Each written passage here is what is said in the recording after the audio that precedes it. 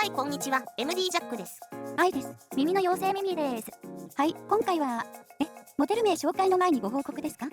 はい、いきなりだけど、ちょっと割り込ませてもらうね。以前 KZ のイヤーフックのレビューをした時に C ピンを2ピンに変換するニードルソケットを注文していたんですが、それが届きました。Amazon に注文していたものが荷物ロストで返金になってしまい、改めてアリに注文し直したので、すっかり遅くなってしまいました。結果は画像の通りで問題なく変換して使用できています。欲を言えば、ニードル部分があと 1mm 長いとさらに良かったんですけどね。概要欄にリンクを貼っておきます。はい、割り込み、ごめんね。愛ちゃんにお返しします。はい、では改めまして。この間のレビューでこっちも聞きたくなったって言ってたやつですね。KZ キャスターインプルーブドベースバージョンです。ああ、ベースつよつよのやつだ。そう、正式名称はキャスターハーマンターゲットウィズインプルーブドベースバージョンとかなり長いね。ハーマンターゲットカードでなおかつ定域が改善されたバージョン。シンプルに定域が強化されただけじゃないんだよってメーカーさんは言いたそうな気もする。そうですね。それを分かった上で呼び方短くするなら何がいいでしょう？ベースつよつよじゃダメなの？外国人の視聴者さんもいるからね。翻訳で分かりやすいのがいいわ。じゃあシンプルにベースバージョンでいいんじゃないですか？何のひねりもないけど、まあいいんじゃない？そうだね。短くて分かりやすいからベースバージョンで進めよう。結論を先に言っちゃうと、ベースバージョン想像してたよりずっと良かったよ。色の違いがバージョンの違いでいいんですかね？そうみたいだよ。ハーマンターゲットバージョンがシルバーで、ベースバージョンがブラック。仕上げが少し違ってて、シルバーがマットな感じで指紋が目立ちにくい。ブラックの方はツヤありでテカテカしてる。外観的にはそれ以外は同じようだね。ドライバーもダイナミックタイプのスタッフ構造で、これがキャスターの特徴。ハーマンターゲットバージョンのレビューを見ていない方は、そちらも合わせて見ていただければ幸いです。じゃあ、早速音質面に入りましょうか。まず、イヤピの比較波形から。へえ、やっぱりベースバージョンの方がカーブの振れ幅が大きい感じね。比較してみないとよくわかんないか。じゃあ、これでどうかな？イヤピはどっちのバージョンも同じものが入ってるのよね。振幅の違いは多少あるけど、イヤピの特性の傾向は同じで、メモリーフォームタイプの方が広域が少しおとなしい印象ね。次は、よく測定してるイヤピも重ねたもので。広域の雰囲気はそれなりに違ってくるので、参考にしていただければと。次は、スイッチオールオフとオールオンの両バージョンの比較です。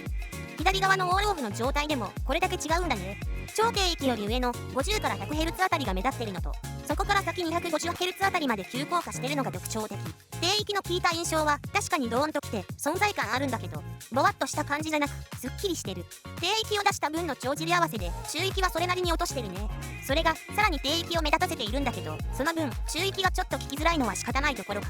マスクされるだろうと思っていた広域が意外としっかり抜けてきてるのもいいね。3から8キロにかけて大きな減衰もないので強い低域に負けてないんだろう。右側のスイッチオールオンの比較ではハーマンターゲットバージョンの方がレベル差が大きく、中広域から小域にかけてもハーマンターゲットバージョンの明るさが目立ってる。次はベースバージョンのスイッチオールオフとオールオンの比較です。左はレベル差そのまま、右はレベル差を合わせたものです。低域の調整幅に比べ広域の方に重点を置いているようですね。そうだね。もともと低域は強化したチューニングだから、低域側は超低域をフォローしている感じだね。これがスイッチバリエーションをもう少し細かく表示したもの。個人的には低域は据え置きで、広域側をこれかこれにするとバランス取りやすかったよ。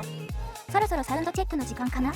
そうだね。今回はもちろんこの2つのバージョンの比較で2分30秒ぐらいの中で、前半は2つのモデルの比較、後半はベースバージョンだけでの比較にしてみたよ。いつもと表示方法を大きく変えてみたので新鮮に感じるかもね。音質調整はハーマンターゲットバージョンのスイッチオールオフが一番自然に聞こえるよう調整してる。ミミもちょっとお邪魔しちゃった。それでは聞いてみてね。音量上がるよ。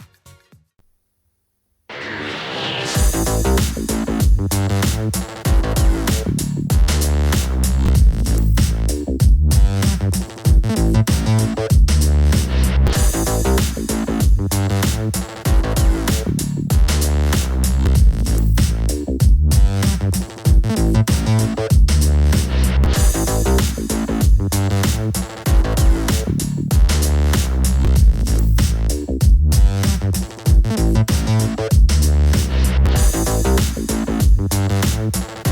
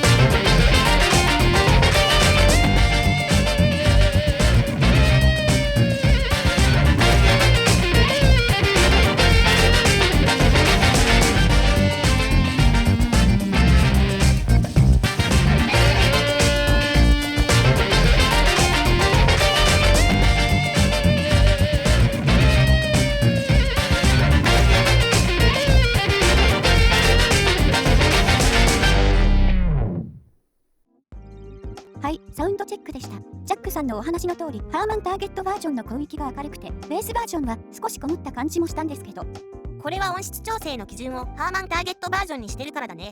かといってベースバージョンを基準にしちゃうと低域の雰囲気が伝わらないんで、収録音ではこれが限界かも。表示方法はどうだった？新鮮でしたよ。制作が大変そうですけど、ミミィちゃんがちょこまかしてて面白かったです。まあ制作は何でも大変だから新鮮だと感じてもらえれば苦労も吹き飛ぶよ。